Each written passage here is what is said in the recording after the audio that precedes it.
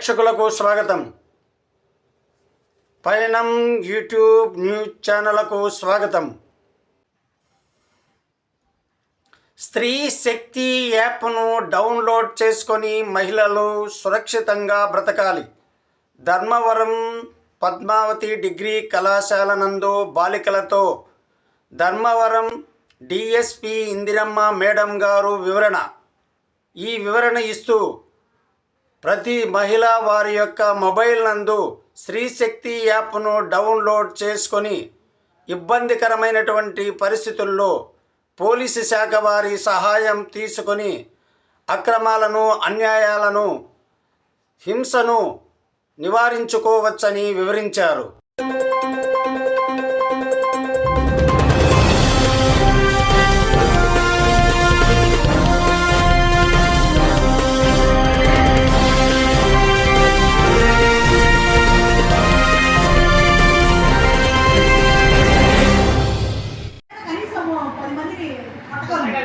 మరి ఏం చేస్తారు మీరు? కనీసం నేను ప్రొటెక్ట్ చేసుకోగలను.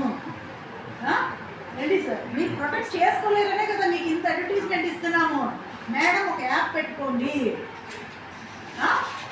మాకు పోలీస్కి వెపన్ ఎంత ఇంపార్టెంటో మీకు మహిళలకు శక్తి అంత ఇంపార్టెంట్. ఇది ఎస్, అదే ఇన్స్టాల్ చేసుకోండి.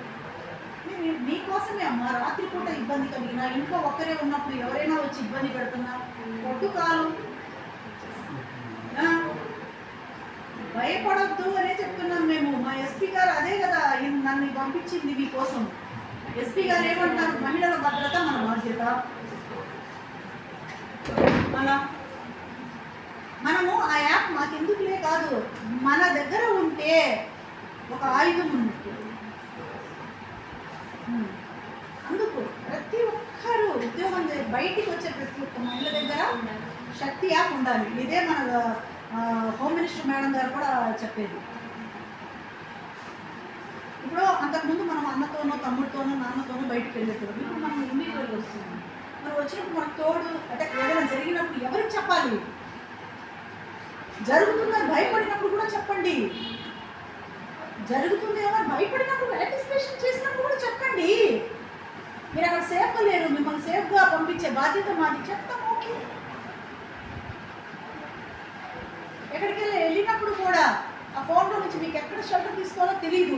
రాత్రి అయిపోయింది, బస్సు లేదు, మిస్సింగ్, రైల్వే స్టేషన్లో ఉన్నారు, బస్ స్టాండ్లో ఉన్నారు, కాల్ చేయండి. మీకు షెల్టర్ చూపిస్తారు.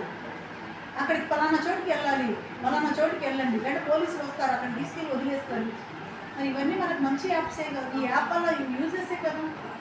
మన స్టూడెంట్ని ఎవడో అనవసరంగా ఇబ్బంది పెట్టడానికి చెత్త కదా బయట. నువ్వు పోయి కొడతావా? లేదు. వాడిని తిడతావా? వాడు నన్ను ఏం చేస్తాడో నీకో భయం. మరి అట్లాంటప్పుడు చెప్పుకుంటూ ఫోన్ కొట్టు.